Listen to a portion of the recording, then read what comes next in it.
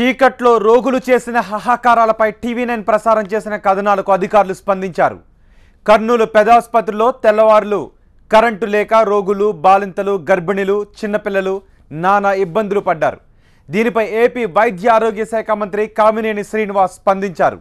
Current పునరుద్ధరణకు చర్యలు చేపట్టాలని మంత్రి అధికారులను ఆదేశించారు. విద్యుత్ అంతరాయంపై ఆగ్రహం వ్యక్తం చేసిన కామినేని నివేదిక ఇవ్వాలని ఆదేశించారు.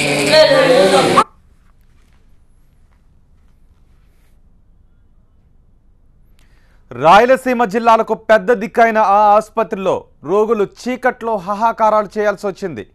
రాత్రి కరెంటు నిలిచిపోవడంతో రోగులు అల్లాడిపోయారు. తెల్లవార్లు కరెంటు లేకపోయినా అధికారులు ఎవ్వరూ స్పందించలేదని ఆరోపించారు రోగులు. 24 గంటలు నిరంతరాయంగా విద్యుత్ సరఫరా ఉండాల్సిన సర్వజన వైద్యశాలలో కరెంటు పోవడమేంటని ఆగ్రహాన్ని వ్యక్తం చేశారు. రాయలసీమ 4 జిల్లాలకు పెద్ద దిక్కైన కర్నూలు ప్రభుత్వ ఆసుపత్రిలోని వివిధ వార్డుల్లో రాత్రి 8 గంటల నుంచి కరెంటు సరఫరా నిలిచిపోయింది.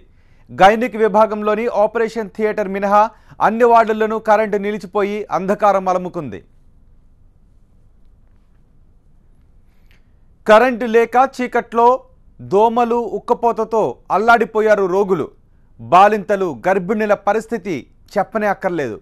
పసిపిల్లల ఏడుపులతో వార్డులు దద్దరిల్లిపోయాయి. కొంతమంది రోగులకు అత్యవసరమైన ఆక్సిజన్ కూడా అందక ఇబ్బందులు పడ్డారు.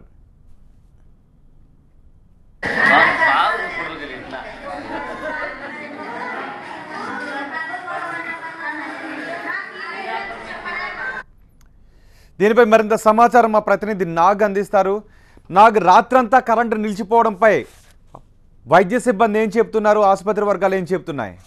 రాయలసీమ జిల్లాలతో పాటు ప్రకాశం, నెల్లూరు, బళ్ళారి, రాయచూరు జిల్లాల నుంచి కూడా కర్నూలు ప్రభుత్వ ఆసుపత్రికి వైద్యం కోసం వస్తుంటారు. ఇలాంటి పెద్ద ఆసుపత్రిలో దాదాపు నిన్న రాత్రి 8 గంటల నుంచి ఇంతవరకు కరెంటు లేదు. గైనిక్ వార్డుతో పాటు ట్రామా వార్డు 2 వార్డుల్లోనూ రాత్రంతా కరెంటు లేదు. సీఎం చంద్రబాబు నాయుడు జిల్లాలో ఉన్నాడని తెలిసి కూడా ఎవరు కరెంటును పునరుద్ధరించే పనిలో అధికారులు నిమగ్నం కాకపోవడం పట్ల తీవ్ర విమర్శలు వ్యక్తమవుతున్నాయి. దాదాపు 12-14 గంటల పాటు కరెంటు 2 వార్డుల్లోనూ కరెంటు లేకపోవడంతో వందలాది మంది పేషెంట్లు, పిల్లలతో తీవ్ర ఇబ్బందులు పడాల్సి వచ్చింది. కరెంటు లేకపోవడంతో దోమలు కూడా పెద్ద ఎత్తున స్వైర విహారం చేశాయి. పిల్లలకు తీవ్ర ఇబ్బందులు పెట్టాయి. ఇంత తెలిసి కూడా కరెంటు లేదు అని తెలిసి కూడా కనీసం వాటిని పునరుద్ధరించే ప్రయత్నం చేయకపోవడం చాలా దారుణం. ఏమని చెప్తున్నారంటే ఆసుపత్రి అధికారులు, ఆసుపత్రిలో ఆ వైద్యం అందకపోతే తాము చూస్తాము, కరెంటు లేకపోతే మా చేతుల్లో ఉండదు, ట్రాన్స్కో అధికారులు చూడాలని చెప్పి ఒకరిపై ఒకరు నెట్టుకుంటూ ఇప్పటి వరకు కూడా కరెంటును పునరుద్ధరణ పనులు చేపట్టలేదు.